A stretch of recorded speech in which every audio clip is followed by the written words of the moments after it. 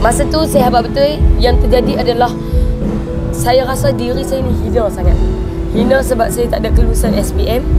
Hina sebab saya rasa saya ni memang seorang yang sangat bodoh dilahirkan di dunia. Dan saya rasa macam Allah tak fair dengan saya lah. Masa tu saya memang Allah tak fair. Dan saya rasa memang bukan saya insan yang betul masa tu.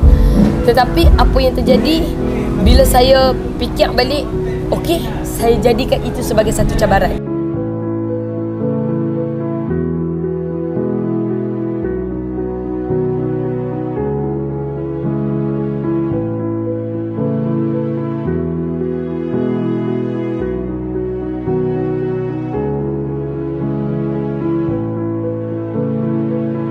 Assalamualaikum kak. Waalaikumsalam. Apa abang sihat no? Abang baik, alhamdulillah sihat. Oi, berjumpa no orang Kuala Kangsar dengan orang Kedah. Ya. Siapa kata tak boleh duduk sebelah? Siapa kata tak boleh? Boleh, tak ada masalah. Siapa berani marah Cik Azam duduk sebelah Kak Ira tak? Okey, Kak Ira. Ya. Memang ada setengah follower di Kuala Kangsar ni. Depa berkenan lah dengan donat Red Velvet. Alhamdulillah. Jadi wakil dia orang rasa tadi alhamdulillah. Nanti boleh tengok dalam reel nanti. Reel Facebook ada. Saya pun nak kena tengok juga. Saya tak ada yang tengok dia makan. Tadi customer penuh tadi. Alhamdulillah. So memang pada Cok, okey. Kita buat macam Kak Ira buat tu. Bekok ada. Betul lah lembut. Nyot-nyot sebut. Nyot-nyot. Yes, nyot-nyot. Dia nyot-nyot. Lembut lah. Alhamdulillah, sedap. Rasa dia punya Red Velvet. Betul. Okey.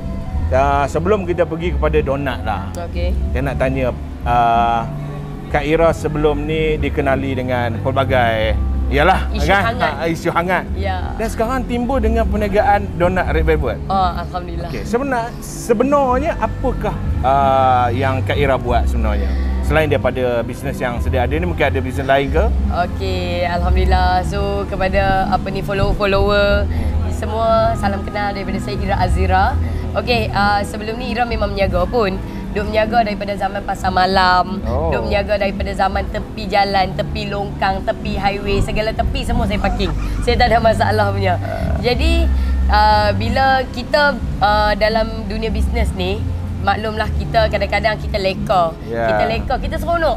Bila orang kata, oh Kak Ira seronok macam ni, kita buat. Seronok macam ni, kita buat. Sampailah saya terhanyut jugalah pada masa tu. Saya hanyut dan saya rasa macam Allah dah orang kata menjentik hati kecil saya. Dan dia rasa, mungkin saya rasa betul lah sebab Allah memilih saya sebagai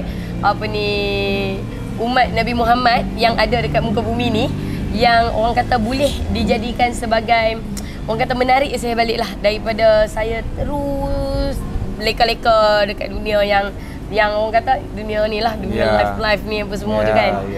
Tapi satu je lah saya nak cakap, yang saya buat ni sekarang ni, saya percaya pada rezeki Allah yang pertama. Yang kedua, saya usaha untuk memperbetulkan keadaan dan usaha untuk berubah. Bila kita tahu kita salah, jangan kita ego. Jangan kita ego, kita rasa macam kenapa aku perlu nak buat macam ni? Aku perlu nak tunjuk lagi. Aku nak tunjuk ke orang yang aku lagi menjadi-jadi. Lagi orang buat, lagi menjadi-jadi. Lagi orang kata, lagi aku menjadi. Tapi saya tak macam tu. Saya buat, saya ambil peluang ni bila saya macam saya tersedar ada satu isu yang saya dah buat silap. Dan kat sini saya rasa macam aku tak boleh macam ni. Aku tak boleh macam ni. Aku punya track dah betul dah. Aku berniaga tu betul dah.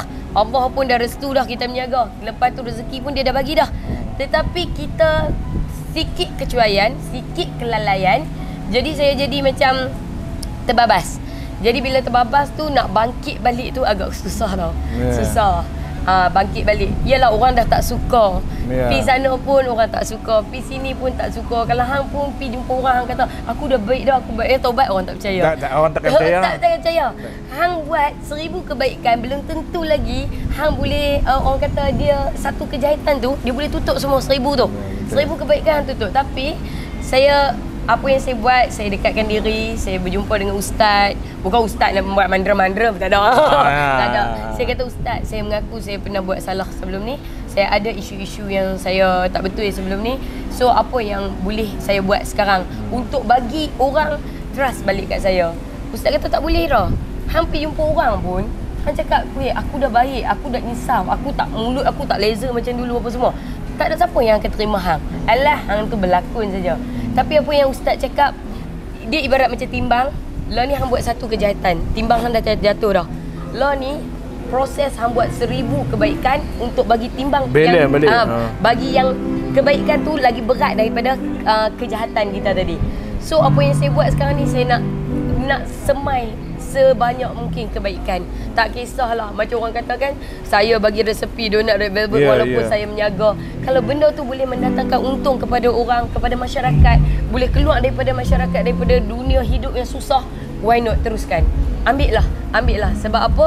Sebab apa yang saya bagi ni, saya tak fikir saya hadiahkan pahala saya hadiahkan kepada arwah tok saya, orang yang owner punya resepi, dan saya bagi pahala ni kepada arwah mak saya juga. So biar arwah aja yang dapat daripada apa yang you buat. Alhamdulillah. Itu cerita je Koma kan. Itu cerita je. Kalau kita buat satu kejahatan, 10 kebaikan terpadam. Nah, orang takkan percaya dah. Macam orang yang Cho bagi tahu pada orang, Cho pernah kurui, tapi Koma tetap juga kata Cho gemuk. Tak percaya.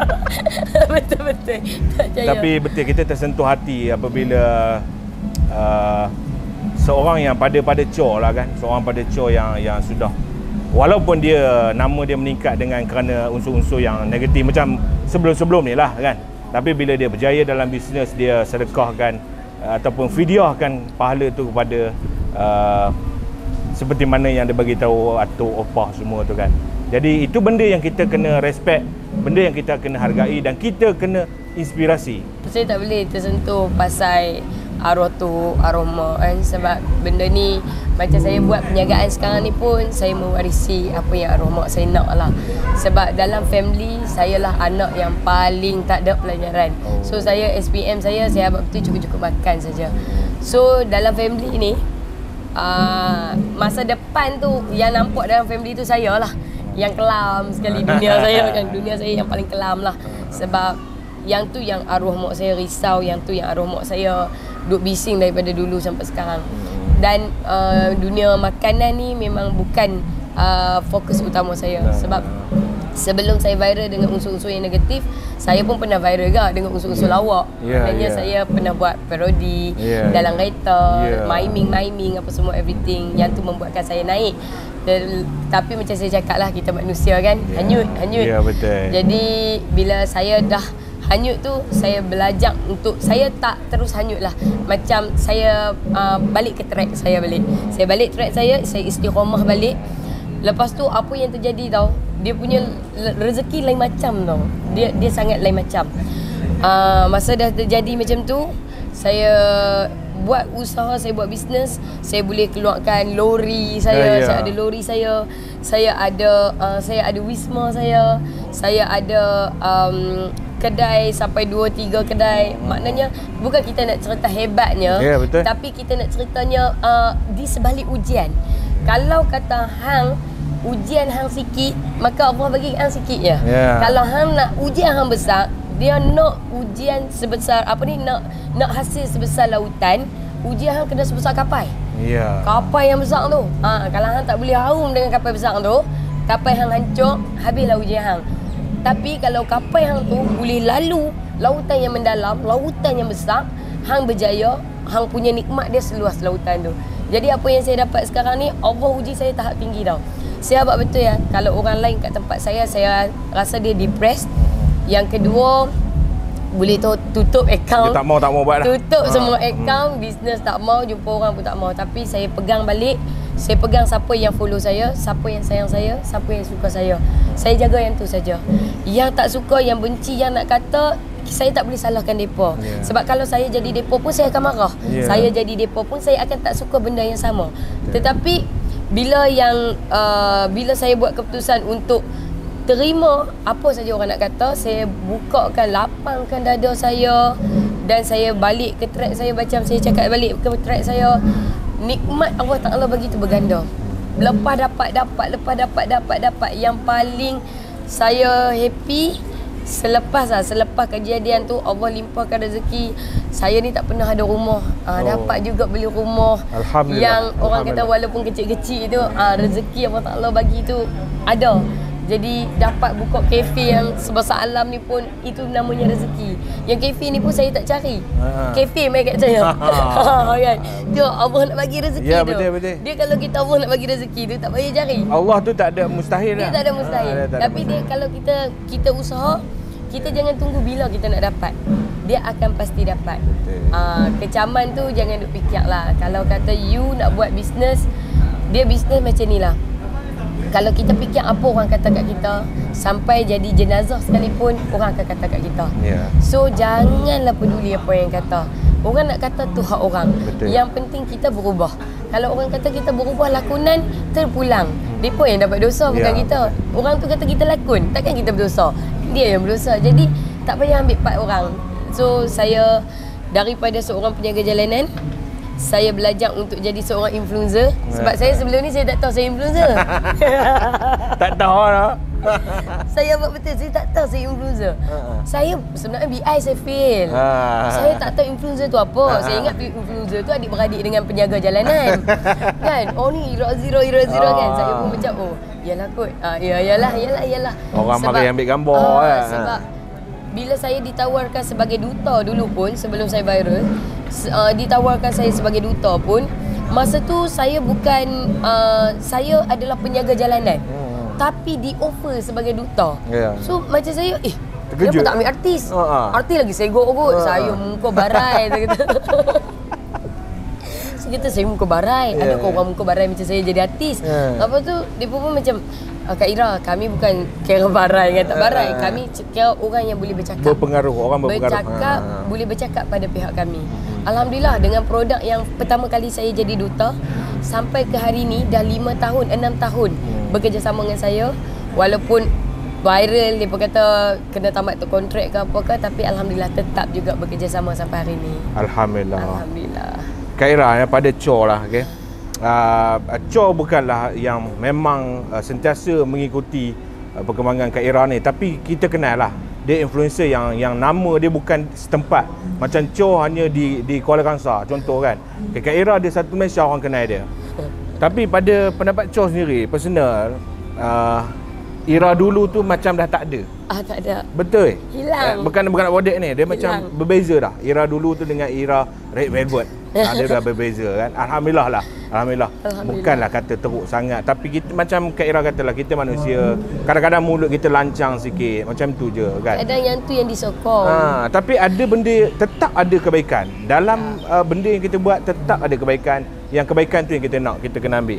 Alhamdulillah sekarang macam ni. Cho sendiri pun terkejut bila Cho datang tengok kedai kafenya ada signboard besar, lori pun gambar dia. Bos tolong balik kau gambar muka aku kat kereta koma apa.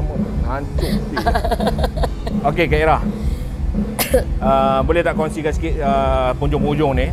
Mungkin dari segi bisnes, apakah lepas ni Kak Ira nak buat apa lagi dari segi bisnes, perniagaan?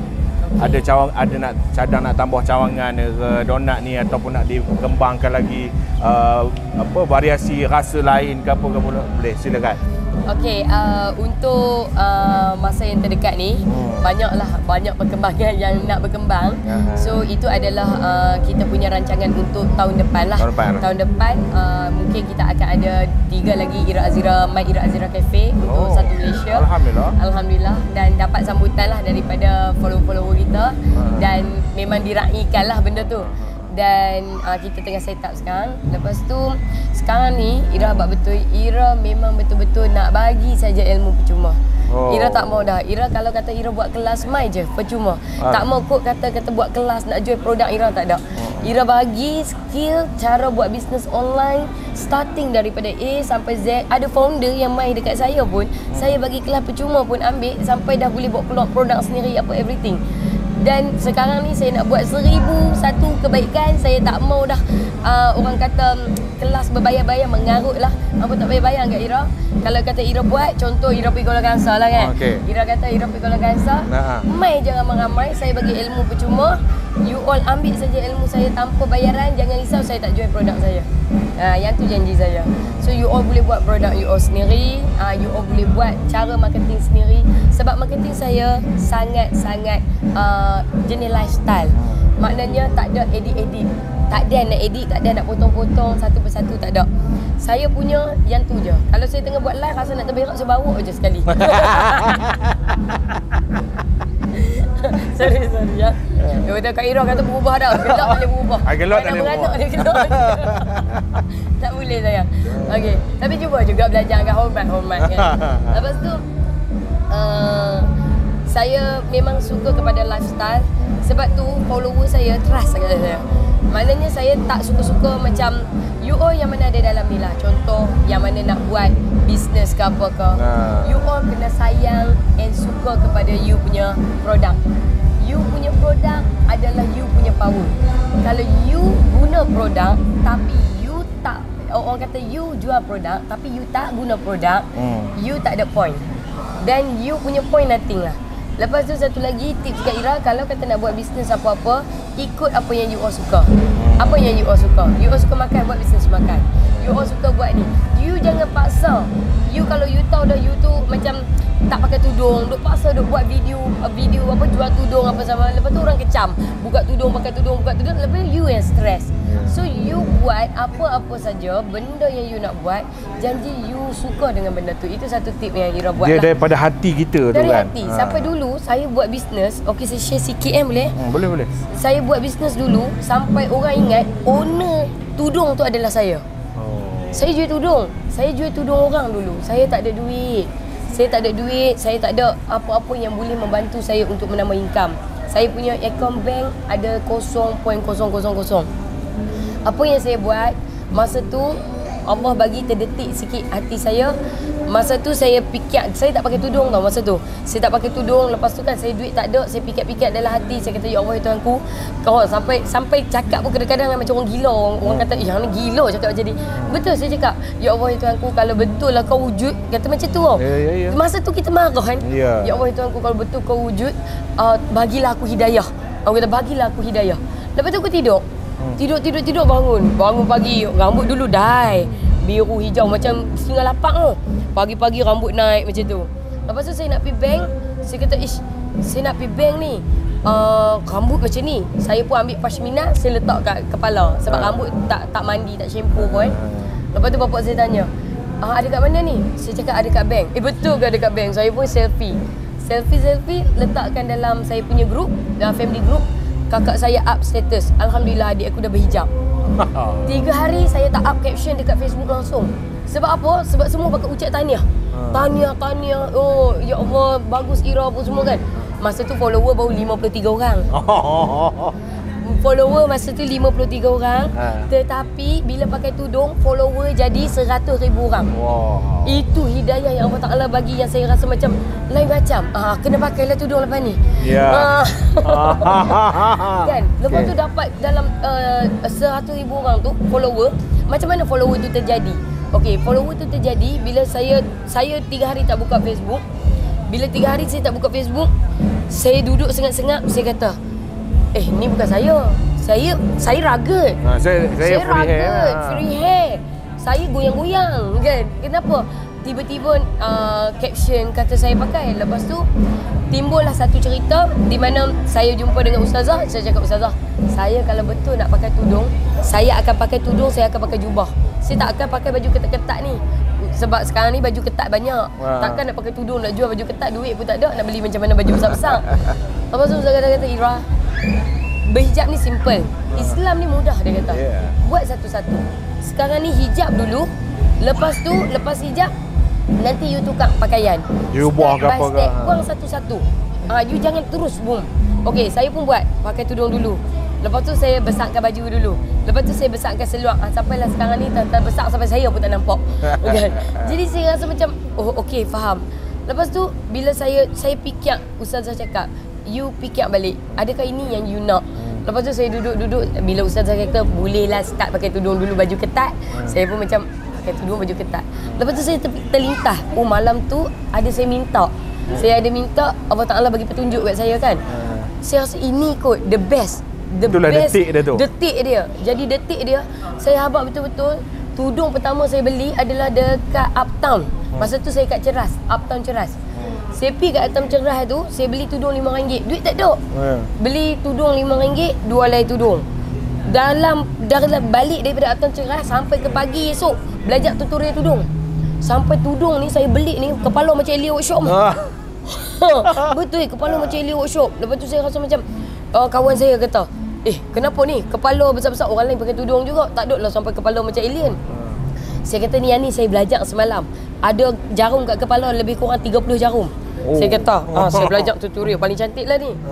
Lepas tu ada orang bagi kat saya satu helai tudung, nama tudung tu. Lepas tu saya pakai tudung tu sambil saya buat video lah. Saya up dekat Facebook. Dan saya dapat sale masa tu lebih kurang 100 helai orang minta beli tudung yang saya pakai tu. Secara tak langsung Allah bagi kat saya sumber pendapatan, Allah bagi kat saya follower. Dan daripada jual tudung tu, walaupun tudung tu mahal, dekat kedai ada tudung RM5, tapi saya jual tudung RM100. Bayangkan nak cari kat mana ni orang yang nak beli tudung selai 100 ni. Logik akal memang tak ada. Tetapi Allah pemudahkan, saya boleh buat sale 1 tahun 1 juta masa tu. Jual tudung orang saja tanpa keluarkan modal. Saya tak keluarkan modal langsung. Cuma saya dapat untung. Untung tu saya jadikan modal balik. Untung jadikan modal. Contoh saya dapat untung 400, saya beli barang 400. Saya jual dapat 800, saya jual balik tudung tu dapat 1600. Saya beli modal 1600, saya jual dapat 3200. Saya beli modal, saya akan beranakkan sampai masa tu tudung saya ada around 200,000. 200,000 simpanan saya. Jadi saya tak simpan duit, saya simpan tudung kat rumah. Itu langkah pertama lah. Lepas tu saya berlatih untuk belajar. Sebab saya memang terdetik lah. Bila susah, tak ada siapa nak tolong kita. Melainkan diri kita saja. Yang ni saya cakap jujur lah. Bukan kita nak buka aib siapa-siapa. Tapi saya pernah sampai satu tahap, saya tak ada duit langsung ni. Langsung tak ada duit. Saya masa tu kan saya pinjam. Saya minta hello pinjam sana, hello pinjam sini. Sebab saya memang sangat-sangat perlukan duit masa tu. Tapi apa yang saya dapat, sorry aku tak ada duit. Sampai ke circle kita lah, tak maulah cakap siapa-siapa kan. Circle kita ni, circle paling rapat, aku tak ada duit. Sampai kereta kita lingkup, saya buat keputusan apa tau, boleh tak keluarkan kereta pakai nama saya bayar bulan-bulan. Oh tak boleh. Aku pun ada komitmen, aku pun nak ni. Masa tu saya habaq betul. Ya Allah ya Tuhan. Masa tu saya habaq betul. Yang terjadi adalah saya rasa diri saya ni hina sangat. Hina sebab saya tak ada kelulusan SPM. Hina sebab saya rasa saya ni memang seorang yang sangat bodoh dilahirkan di dunia. Dan saya rasa macam Allah tak fair dengan saya lah. Masa tu saya memang Allah tak fair. Dan saya rasa memang bukan saya insan yang betul masa tu. Tetapi apa yang terjadi, bila saya fikir balik, okey, saya jadikan itu sebagai satu cabaran. Cabaran di mana hampa tak mau bagi tak apa. Aku akan buat sampai aku dapat. Aku akan buat, aku akan tunjukkan ke hampa yang aku akan dapat apa yang aku cita-citakan. Dan apa yang terjadi sekarang ni, daripada A sampai Z sampai ke L ni, Allah tak pernah berhenti daripada orang kata menunaikan apa yang kita doakan tu. So saya rasa bersyukur sangat-sangat. Dan saya rasa UO yang mana sekarang ni ada dalam circle yang sangat-sangat susah, UO jangan rasa Allah takdirkan UO susah. UO punya perakhiran jauh lagi. Apa-apa boleh berlaku. Saya nak jadi tahap ni, saya pun tak percaya. Bila masa aku dah boleh jadi macam ni? Dia nak bagi tu petik jari je dia bagi. Tetapi sekarang ni yang penting kita buat. Dia nak bagi bila tu dia punya pasal. Alright. Okey. Itu saja. Saya tak boleh dah. Tapi betul dah, serius dah. Hampa buat saja. Hampa jangan berhenti. Buat dan terus buat. Itu dia. Dia nak bagi bila, itu hak dia. Kita jangan berhenti daripada terus. Sebab kalau kata dia nak bagi tu, macam saya cakap you tidur, you bangun, tiba-tiba you dapat followers 100k. Alhamdulillah. Itu dia, kita dengarkan satu perkongsian yang cukup hebat daripada insan yang telah melalui banyak perkara. Sampai hari ini boleh dikatakan berjaya dengan sekelip mata. Okey. Bertempat di USM Pulau Pinang, Cor Makan. Tadi pergi Sungai Petani pun ada juga. Jadi koma kalau yang mana teringin sebelum Cor balik ni, Cor nak pesan, koma pergilah Google cari, ada dekat USM ada, dekat Sungai Petani ada, dan nanti insya-Allah tahun depan kita doakan Kak Ira dia buka satu Malaysia, satu Semenanjung. Okey, akhir kata daripada Cok untuk Kak Ira, semoga berjaya. Semoga makin bertambah maju, semoga makin kuat semangatnya dan terus menyebarkan manfaat pada seluruh follower yang meminati Kak Ira. Yang tak suka tu tak apalah. Semoga doa Cho tu berbalik pada Cho sendiri. Okey, last kata-kata kepada semua yang telah menyokong Ira Azira. Silakan. Okey, kepada semua yang menyokong Ira dari dulu sampai sekarang, tak kisahlah support Ira Azira mulut puaka ke, buat kata bagulim Ira Azira mulut puaka ke, ataupun Ira Azira donat ke, Ira cukup-cukup bersyukur berkenalan dengan hampa, dan terima kasih kerana tak putus-putus doakan kesejahteraan Ira, doakan kebaikan kepada Ira, sebab Ira jadi hari ni disebabkan doa hampa juga. Sebab kalau hampa berhenti berdoa, Ira rasa Ira pun tak sampai tahap ni. Betul. Dan sama-sama kita berdoa, dan terima kasih juga atas teguran-teguran hampa yang membina Ira sampailah Ira ke tahap sekarang. Jadi kalau yang mana ada orang kata terasa hati dengan Ira dulu, pernahlah tercalik luka di dada tu, Ira susun 10 jari, mohon ampun dan maaf. Dan janganlah ingat Ira Azira dulu, ingat Ira Azira donat sekarang. Okey, jumpa lagi dengan Cok. Alright. Sahabat Konsa TV. Bye bye. Assalamualaikum. BMC.